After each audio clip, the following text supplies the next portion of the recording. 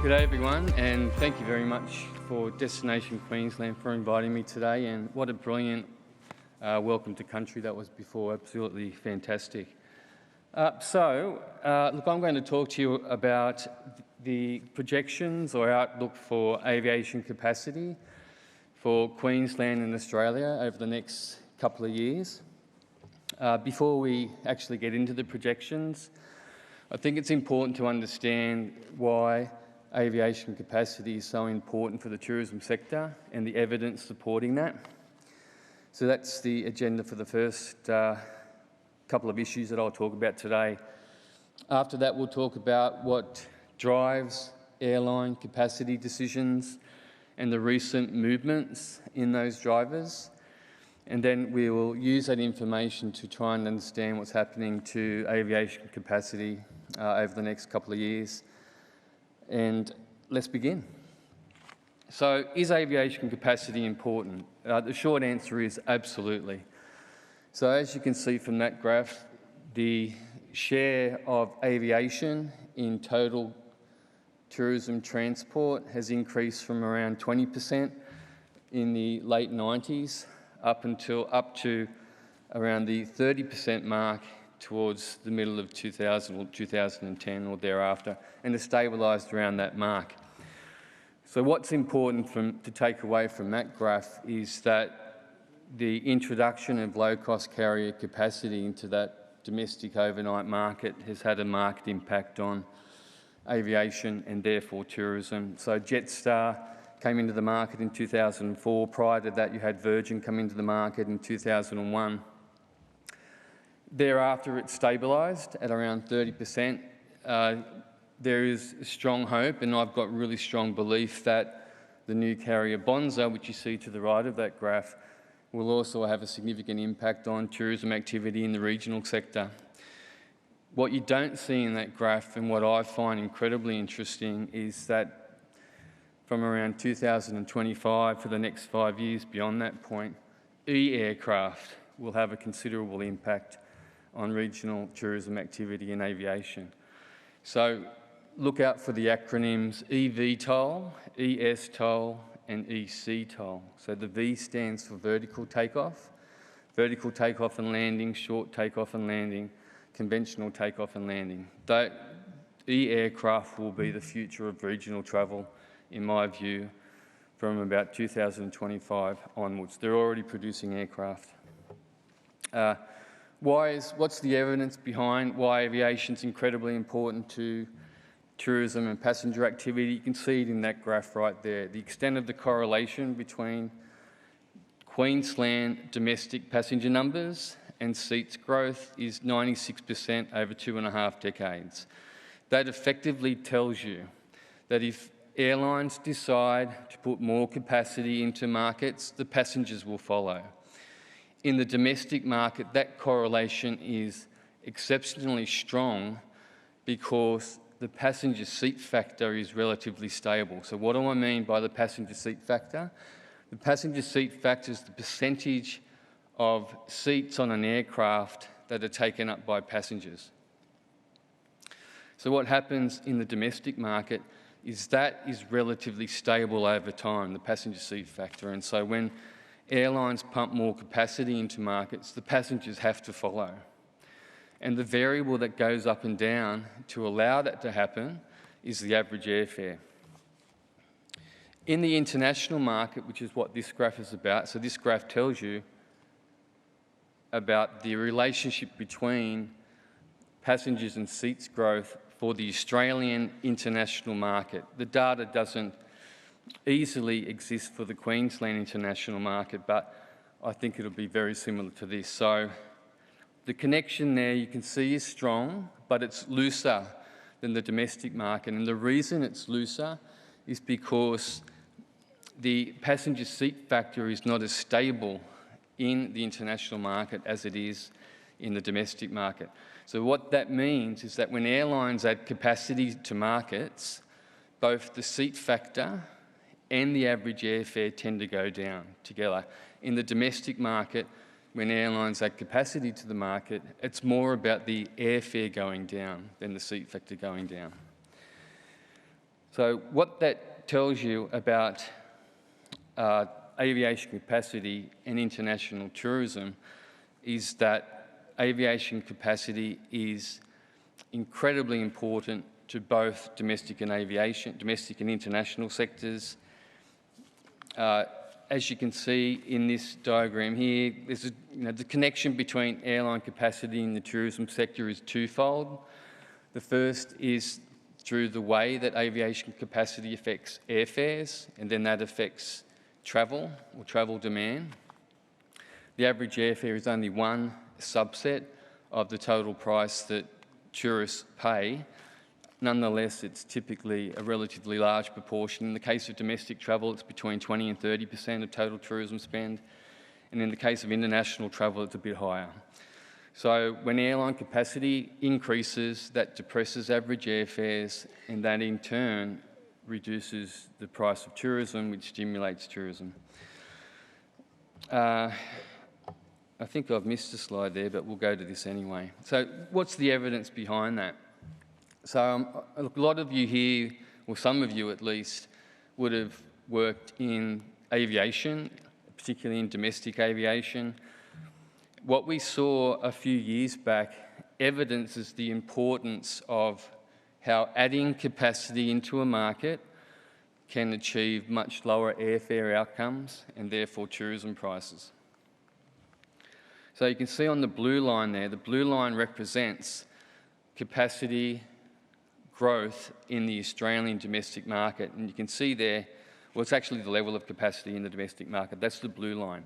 The orange line is Qantas domestic yields, and yields just a fancy word for airfares. So you can see capacity in the domestic market increased by around 7.6% and then 7% in 2010 and 2012. A couple of years later, the yield fell by 4% over a couple of years. Now, a 4% reduction in average airfares in the domestic market is an unbelievably strong reduction in airfares. That can devastate an airline. So what that tells you is that when airlines decide to add capacity to markets and the result is excess supply, that can have a significant impact on airfares, which is good for tourism. So this graph essentially is a bunch of pictures which tell you how directly important aviation is to the tourism supply chain. So you start off at your house, you transport yourself to an airport, you transport yourself to a hotel, then you go off and do lots of touristy things, you come back to your hotel, back to the airport and back to your house. So the diagram in the bottom left-hand corner is just highlighting the importance of aviation and airlines to tourism. So what drives these capacity decisions? That's really the $65 million question. The answer is fairly simple, it's money. So, and it's money over two horizons, a long horizon and a medium horizon, I could call it. So over a long horizon, the question airlines ask themselves is, should we be adding more fleet units to our stock of fleet? And so to answer that question, it's a sophisticated business case, but it boils down to those purchasing those aircraft adding money to the company. Now that's the case of a private airline. In the case of airlines that are owned by governments, they tend to have different objective functions. But in the case of privately owned carriers like Qantas, Virgin and Delta and United and many others, the key decision process is, will adding capacity add to my profitability?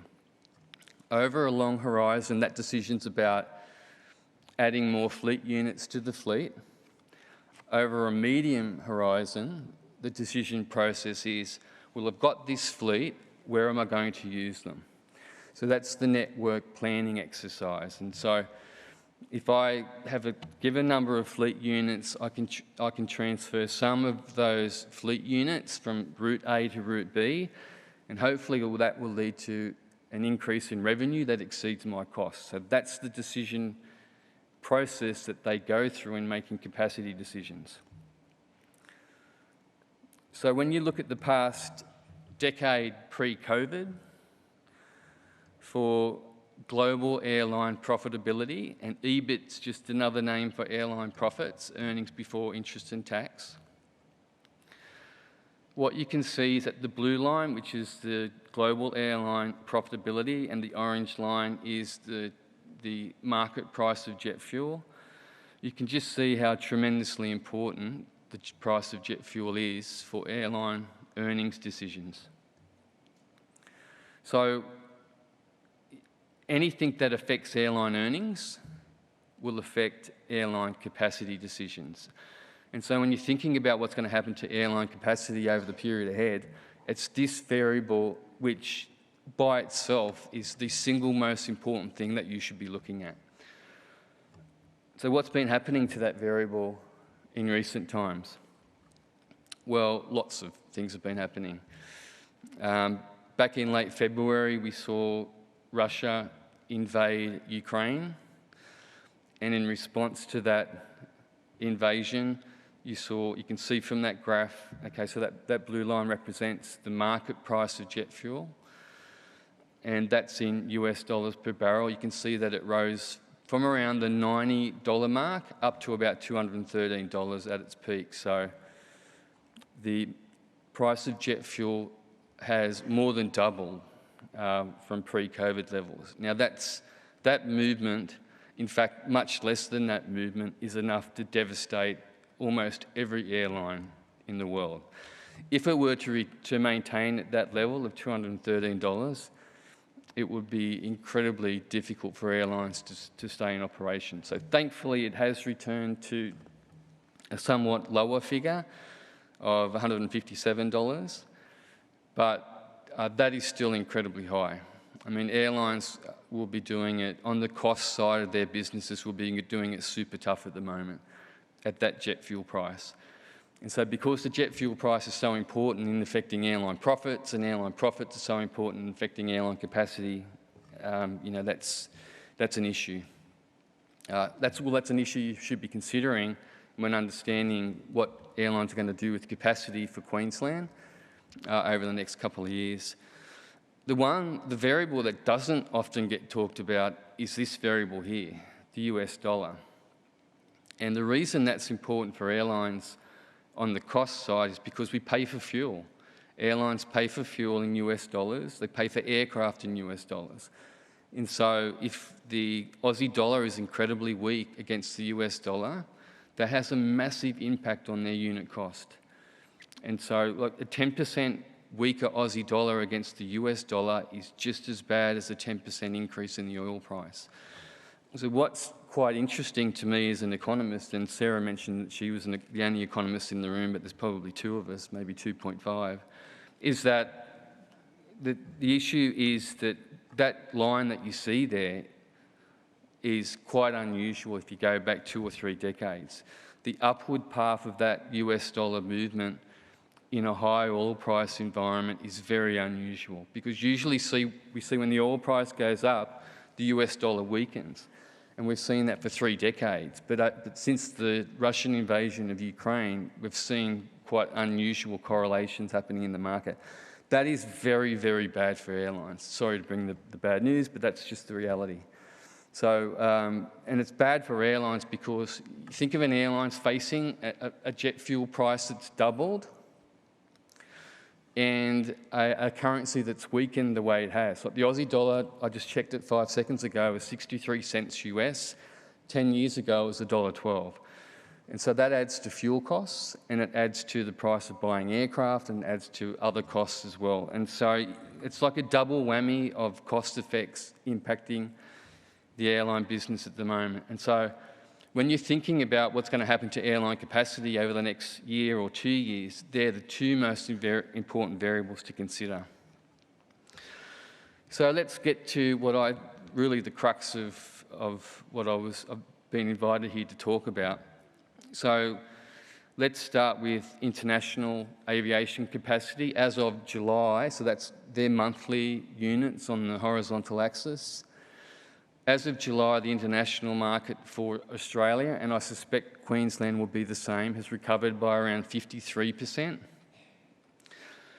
And so what you can do is you can take the trajectory of that recovery, so the growth rate of that recovery, and project it forward a few years, or project it forward until it reaches the number of seats we saw before COVID. And if you do that, that suggests that we'll recover international capacity by around the end of 2023. If you do the same with the domestic market, as Sarah indicated, that has bounced back incredibly strongly. Early on in COVID, it was actually the regional markets, the intra-state markets that recovered strongly, and once we opened up the borders, the interstate markets recovered very, very strongly, and they have recovered. So we're, as of July 2022, which is the last data point, it's recovered by around, I think that number reads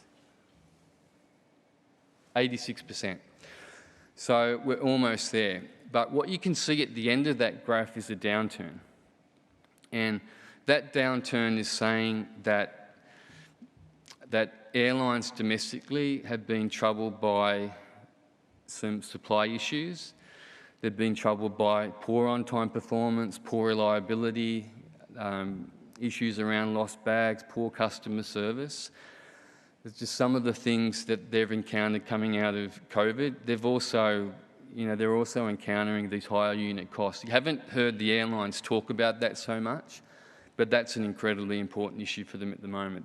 I mean, they would be tearing their hairs out, if they have hair, that is. If they'd be tearing their hair out with what's happening to jet fuel prices and the US dollar at the moment. If you take the rate of recovery in the domestic market and project that into the future, we should have already recovered to pre-COVID levels by November and December in the domestic market, particularly the Queensland domestic market, but it's not going to happen for a while now.